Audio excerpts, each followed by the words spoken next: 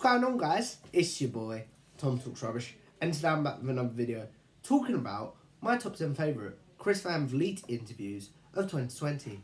For those of you that don't know, Chris Van Vliet is, in my opinion, is a wrestling interviewer, and in my opinion, is the best wrestling interviewer out there at the moment.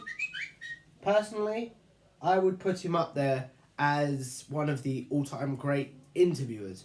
So, I thought I would just discuss my 10 favourite interviews he did in 2020. So let's get started with number 10, Sam Roberts. This interview was uploaded on the 30th of November 2020. For those of you that don't know, Sam Roberts is also a wrestling interviewer. He has his own podcast. He has a radio show.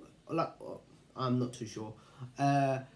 He has his own show on the WWE Network, but he's also a panellist for WWE's pre-shows. So for me, it was very interesting to find out not only about his career in broadcasting, but also how his career, like I call it second career, with WWE came about. So how that happened, was it for an interview and stuff like that? Did he approach them, or did he spoiler alert, they approached him? So it was very interesting to find out how that came about. Also, Superstar's reactions to him, because basically he said some quite controversial things on the pre-shows. Whether that's in character or out of character is to be debated. So, yeah, I just found this very interesting. And I found it interesting them both talking about their broadcasting careers and how they got to where they are. As someone that aspires to be an interviewer one day, I really enjoyed listening to them talk about how they got where they are, how they became great interviewers, and their style of interviewing, how that came about, how particularly Sam prepares for his interviews, and Chris prepares in a similar fashion. It's just research. So yeah, I just enjoyed that conversation, really. So number 9 is Muhammad Hassan / Mark Kapani. For those of you that don't know, Muhammad Hassan was a controversial character in the WWE portrayed by Mark Kapani. This interview was uploaded on the 23rd of July 2020. So yeah, I really enjoyed this interview because Mark Kapani, should I say, left the business after a controversial angle involving his character happened. So it was very interesting to find out how he became a school teacher after he left the business. Why didn't he pursue other wrestling opportunities? Were there any other wrestling opportunities out there? And just bits like that, really. It was very interesting to find out that he still likes wrestling and still enjoys watching it, but doesn't have the time, but would love to get back in the ring, and has got it back in the ring a few times at local shows. So yeah, I just found it very interesting to find out. And also, talking about the character of Muhammad Hassan, it was very cool to find out how that came about, that it wasn't his idea, that his idea for the character sort of was taken by WWE to the extremes. So I really enjoyed listening to that, and just how he feels about his WWE run in general. It was just very enjoyable to find out that he looks back on it with fondness, but obviously realises if it could have been handled differently, it would have been handled differently. So yeah. Number 8 is Dominic Mysterio. This interview was uploaded on the 8th of October 2020. For those of you that don't know, Dominic Mysterio is the son of legendary wrestler Rey Mysterio. So it was very interesting to find out his perspective on going into the family business almost, and Dominic choosing to be a wrestler and choosing to asking his dad, like he didn't ask his dad can he train him, but asking his dad, would that be okay? Does he want to wear a mask like his dad? And the few things he's done on WWE TV, how that all came about. And Vince McMahon's reaction to his first match with Seth Rollins was very heartwarming in my opinion. I'm not going to spoil it, but check it out if you haven't seen it, because it's very heartwarming. Also, things that he wants to do in the wrestling business. Does he want to have a retirement match with his dad? Because I know that's been the rumour. Does he want to, I've said it before, but wear a mask like his dad? Does he want to be called Prince Mysterio like the rumour is? And just bits like that, really. So, yeah. Number 7 is Alex Riley. Another person who had left the business and just done smaller shows. And this interview, by the way, was uploaded on the 23rd of January 2020. Another person who had left the business and just began acting and stuff like that. But it was very cool to hear about how his WWE run came about, how his partnership with The Miz came about, how his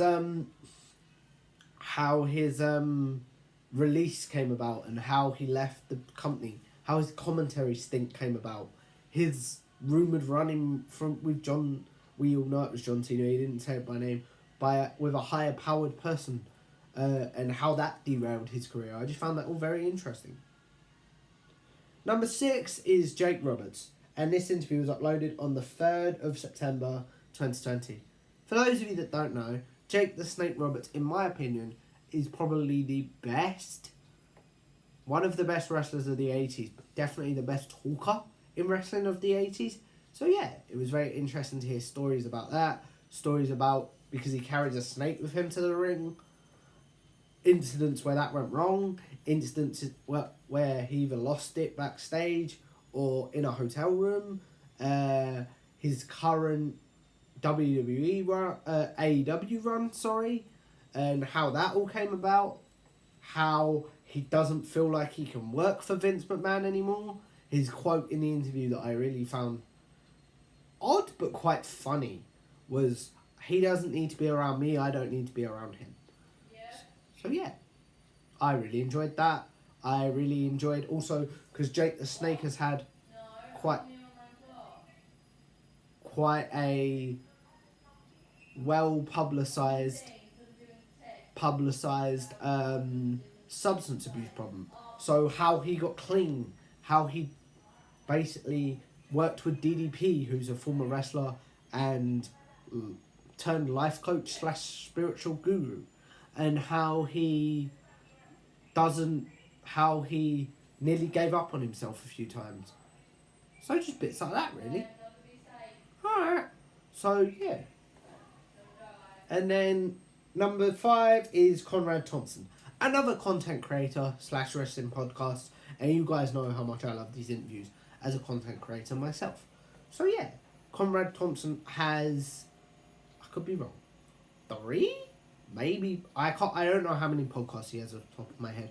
But he has a lot of wrestling podcasts with wrestling legends of the business talking about events that happened, basically. So I really enjoy listening to how All Day came about, how he got into content creating. But also, he has a 9-to-5 job during the week. So how he balances that was very cool. And how he wasn't a big wrestling fan to start off with, but when he started doing it, he sort of got sucked in, and just how quickly wrestling can suck you in. How he ended up marrying the legend Ric Flair's daughter, and just how it's like having Ric Flair as a father-in-law. But the main thing I enjoyed about this interview was hearing about how the podcasts all come together, and how he was approached to do them, and just bits like that, really. So, yeah.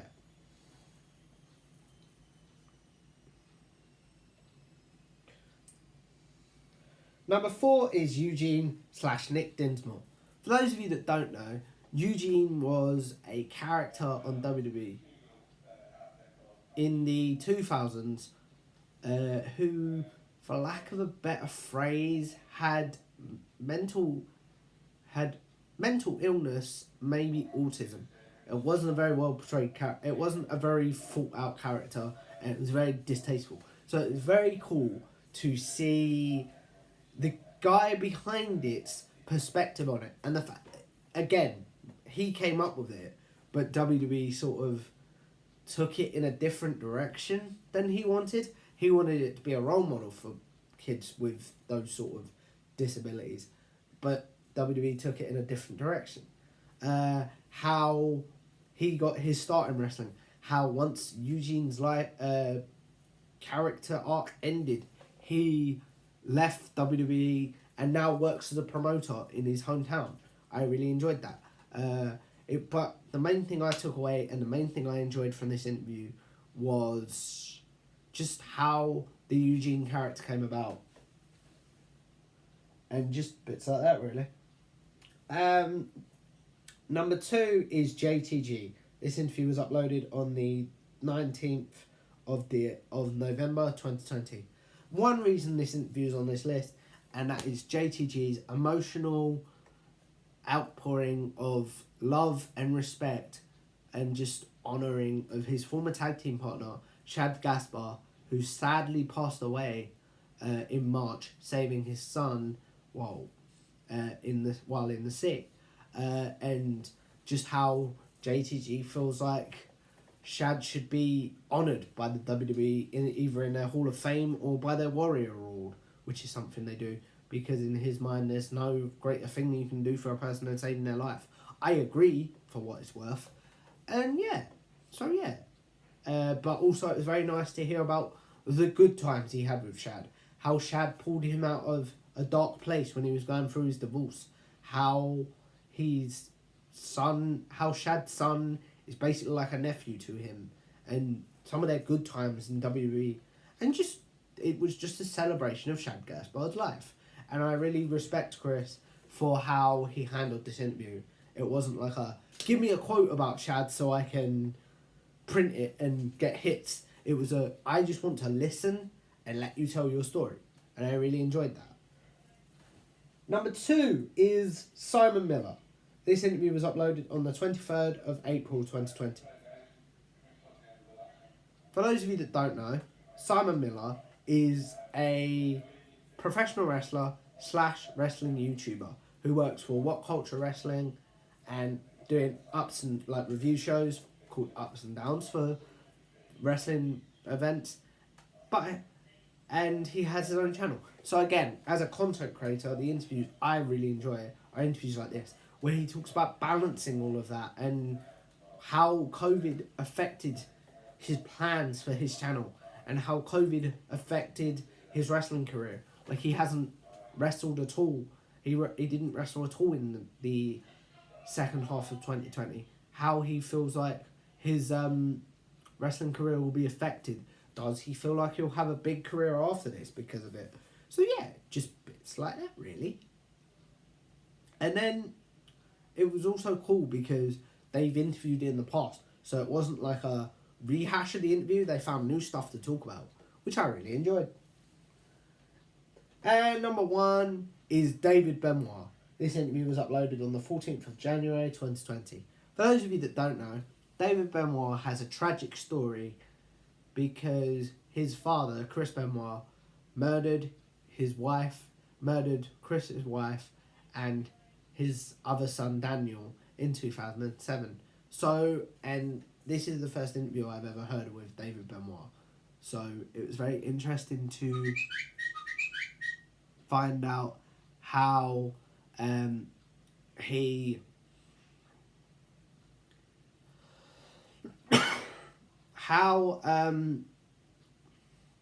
how David felt about the tragedy, how David feels about his father now, his relationship with his stepmom, shall we say, and his stepfamily, and does he have one with them now? But the most interesting thing for me was David wants to get into wrestling himself, and wants to use the Chris Benoit name. And I just found that so interesting, how he wants to do it to almost honour his father, despite what he did.